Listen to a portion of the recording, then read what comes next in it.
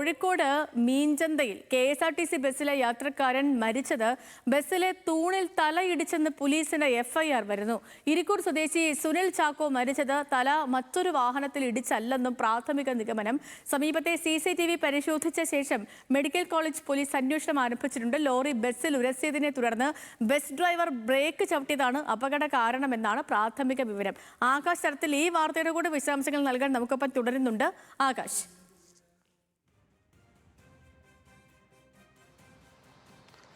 സേതുലക്ഷ്മി, ഈ സംഭവം ഉണ്ടായിരിക്കുന്നത് ഇന്നലെ പുലർച്ചെ ഏകദേശം 1:45 കൂടിയാണ്. ഈ തൃശ്ശൂരിൽ നിന്നും ഇരിക്കൂർ വരെ പോകുന്ന സുനിൽ ചാക്കോയാണ് അപകടത്തിൽപ്പെട്ട് മരണപ്പെട്ടത്. ഈ സംഭവം എന്ന് പറയുന്നത് ഈ ബസ് മറ്റൊരു ലോറിയുമായി ഉരസിയതാണ്. എതിർദിശയിൽ വന്ന ലോറിയുമായി ഉരസിയപ്പോൾ ഇയാളുടെ തല വന്ന് ബസ്സിലെ തന്നെ തൂണിൽ ഇടിക്കുകയായിരുന്നു എന്നാണ് ഇപ്പോൾ പോലീസ് പറയുന്നത്. ഇതിൽ പ്രധാനമായും പറയേണ്ട കാര്യം എന്ന് പറയുന്നത് ഈ ബസ്സിലെ യാത്രക്കാരുടെ മൊഴി പ്രകാരം ഈ ബസ്സിന്റെ പിറകുവശത്തൊരു വാഹനം ഇടിച്ചു എന്നതാണ്.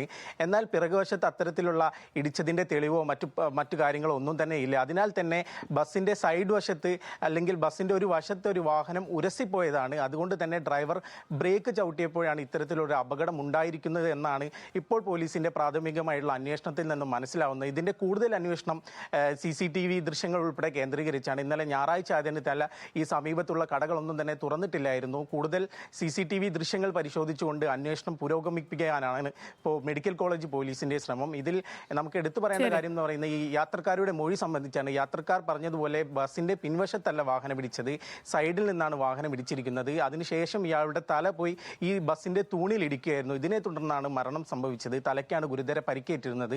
അതിനാൽ തന്നെയാണ് മരണം സംഭവിച്ചിരിക്കുന്നത് എന്നാണ് ഇപ്പോൾ പോലീസിന്റെ ഭാഗത്തു നിന്നും വ്യക്തമാകുന്നത്.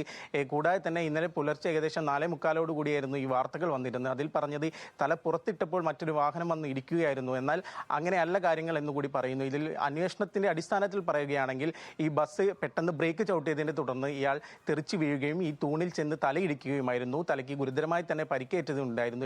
എന്തായാലും ബന്ധുക്കളുടെ പരാതിയുടെ അടിസ്ഥാനത്തിൽ പോലീസ് കൂടുതൽ അന്വേഷണം ഊർജിതമാക്കുകയാണ്. CCTV കേന്ദ്രീകരിച്ച് വിവരങ്ങൾ നൽകിയത് കോഴിക്കോട് നിന്ന്.